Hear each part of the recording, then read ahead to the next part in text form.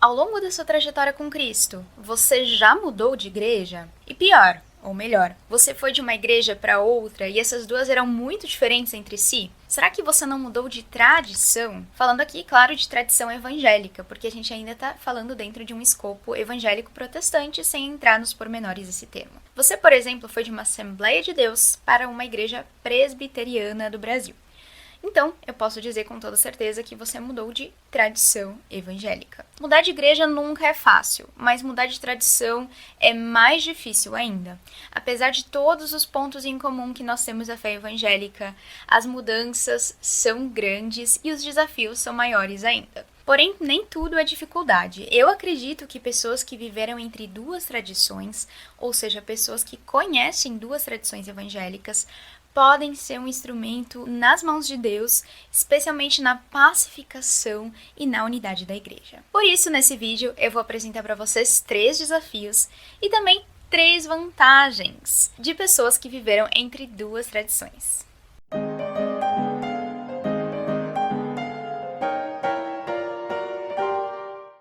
Bom, eu fui de uma tradição pentecostal para uma tradição luterana, mas eu posso dizer que isso aconteceu, entre aspas, por motivos naturais. Porque eu comecei a namorar e o meu namorado ia na igreja luterana, e ele era de outra cidade. Como eu me mudei para a cidade dele, no caso Curitiba, onde eu moro hoje, somos casados, eu comecei a ir na igreja que ele ia, a igreja luterana, a comunidade luterana do Redentor. Foi fácil essa transição? Não foi. Mas ele também tinha sido pentecostal. Na verdade, ele tinha sido pentecostal e neopentecostal. Essa transição para ele foi muito mais tranquila do que para mim. Da mesma forma que ele, eu também estava começando a despertar um interesse por igrejas históricas. Eu queria alguma coisa institucional mais forte, uma base teológica mais sólida. E isso aconteceu com muitos outros jovens espalhados Brasil afora também. Mas quais foram os principais desafios que eu enfrentei tendo mudado de tradição? Para mim, essa transição foi mais tranquila do que talvez seria para outras pessoas, outros jovens pentecostais, porque eu sou muito acostumada a transitar entre igrejas. Eu cresci tendo que ir pra lá e pra cá, mudar de cidade. E, gente, o Rio Grande do Sul não é um lugar onde você tem uma igreja em cada esquina como em outros estados. Porto Alegre era e talvez ainda seja a capital menos evangelizada do Brasil. Então, se em outra cidade você encontra uma igreja em cada esquina, no meu bairro você encontrava um terreiro de umbanda em cada esquina. Também cresci vendo meu avô pregar nas mais diferentes igrejas, porque ele tem um ministério interdenominacional, eu posso assim dizer, embora hoje ele tenha retornado para a Assembleia de Deus. Então, para mim é um pouco mais tranquilo. Eu também estudei em colégio luterano quase a vida toda. Por isso, quando eu entrei na igreja luterana novamente, eu senti um pouquinho daquela sensação de infância. Eu lembro de eu ir quando criança, no dia da reforma, os professores nos levavam para o culto e eu ouvi pela primeira vez sobre a justificação pela fé. Quais foram os meus maiores desafios tendo mudado de uma tradição pentecostal para uma tradição luterana? O primeiro deles sempre é o estranhamento. Isso acontece quando você muda de cidade, quando você muda de país, de estado, e também, é claro, quando você muda de uma tradição para outra. Então já aconteceu de eu bater palma e ninguém bater junto, ou de eu falar um amém, glória a Deus, e ninguém falar amém, glória a Deus. Eu me senti muito esquisita. É muito comum os luteranos cantarem um louvor sentados. E eu ficava assim, meu Deus, como assim vocês não vão levantar pra cantar? A primeira vez que batizaram uma criança, eu fiquei assim, meu Jesus, eles estão batizando uma criança. É sério isso mesmo? Eles vão batizar uma criança. A criança nem sabe o que tá acontecendo, gente. Vocês vão batizar a criança mesmo? Vocês só jogam uma aguinha assim na cabeça? Como assim?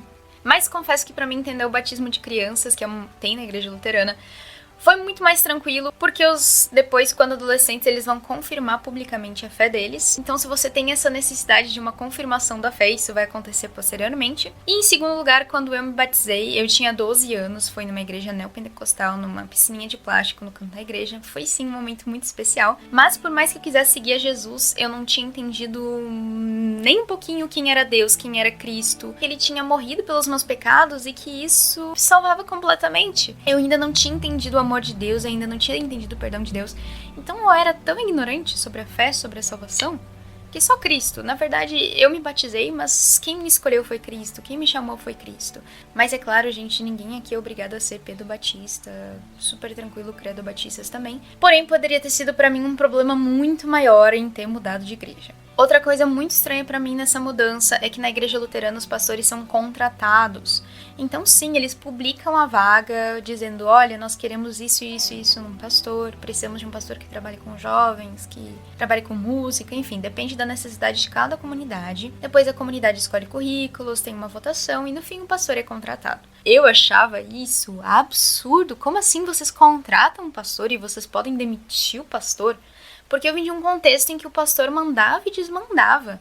E você abaixa a cabeça e diz sim, senhor. Eu já passei por situações de abuso espiritual, infelizmente. Hoje eu entendo que foi abuso. Não foi na minha antiga igreja, na minha igreja Brasa, que eu amo muito, foi em outra igreja. Mas assim, é muito estranho pra mim o pastor ser contratado. Hoje eu entendo sim que isso pode ser uma coisa muito positiva em solo brasileiro, mas não foi fácil me acostumar com isso. O segundo desafio para quem muda de tradição é que talvez a gente nunca se sinta em casa. Claro, você vai se sentir bem nessa nova comunidade, você vai se sentir amado, não é isso que eu quero dizer. Mas o seu background é diferente. Você conheceu a Jesus num lugar diferente. Você cantava músicas diferentes. E querendo ou não, essa diferença faz parte de quem você é hoje. A não ser que você tenha vindo de uma seita ou de um lugar, como eu falei, com abuso espiritual, você não precisa jogar tudo fora.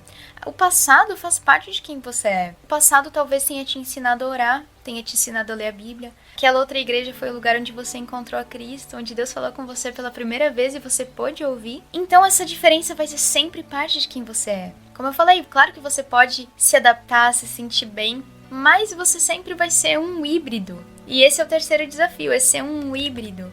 Eu, por exemplo, eu cresci numa tradição que ora muito, muito, muito. A oração talvez seja um dos pilares da fé pentecostal. Eu já tô numa outra tradição que ora, mas não é tão basilar assim. Porém, eu não vou me desfazer disso. Eu vou pegar o melhor que eu aprendi no passado e eu vou juntar com o melhor que eu tenho aprendido no presente. Eu aprendo a pegar o melhor dos dois mundos. Mas eu sempre talvez vou ser um híbrido. Bom, mas quais são os pontos positivos de você ter mudado de tradição? O primeiro deles é que você tem muito mais paciência. Isso também é para quem mudou de igreja e não mudou de tradição. Você descobre que a sua tradição anterior tinha erros e que a de hoje também tem erros. Você descobre que a igreja anterior tinha problemas e a de hoje também tem problemas. Tem gente ruim nas duas igrejas, tem gente boa nas duas igrejas. E você aprende que todos nós somos falhos e altamente dependentes de Cristo. Então você aprende a relativizar mais coisas e você se torna mais maduro na fé para saber o que é central e o que não é central na fé. Eu já passei por situações de abuso espiritual que eram quase institucionalizadas na igreja na qual eu estava. Porém, como eu já tinha passado por outros lugares, eu sabia, não, primeiro, isso não é o evangelho, isso não é uma prática comum a todas as igrejas, então não vou odiar a igreja, não vou odiar a fé cristã, porque eu sei que isso aqui não é um ponto comum. Isso aqui é uma tristeza que está acontecendo localmente, mas eu sei que não é em todo lugar que tem isso. Isso me ajudou a relativizar muito mais os problemas e me focar na base central, que é Cristo. Segundo, como eu falei anteriormente, você pode aprender com o melhor dos dois mundos. Eu aprendi uma oração fervorosa na igreja pentecostal, eu levo isso até hoje, eu espero nunca mais esquecer dessa minha base. E o terceiro, o mais importante, se você passou de uma tradição para outra de uma maneira saudável, você se torna um pacificador. Você entende que tem irmãos na antiga igreja que amam muito a Deus, assim como na sua nova igreja. Talvez, é claro, você não concorde totalmente com a teologia anterior, mas lá existiam sim irmãos muito fervorosos que cuidaram de você, que amaram você. E agora que você tá numa nova igreja, você entende que em lugares diferentes, em igrejas diferentes, há a multiforme graça de Deus.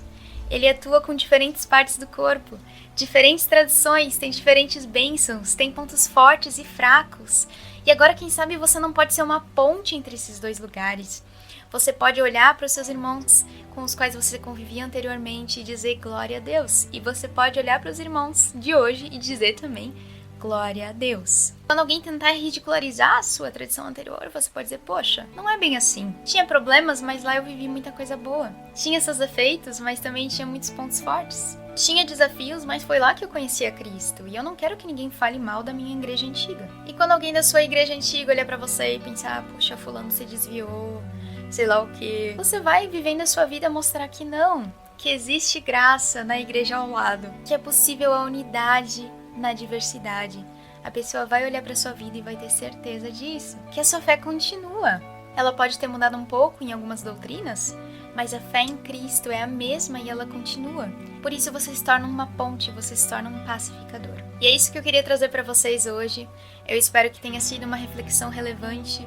Se você passou por isso, você fez essa mudança, saiba que não é fácil, mas Cristo é com a gente e vale tudo a pena para estar sempre ligado, sempre em comunhão ao corpo. Quer contar sua história? Deixa nos comentários. Então não esqueça de curtir, de compartilhar esse vídeo e se inscreva no canal. Um grande abraço!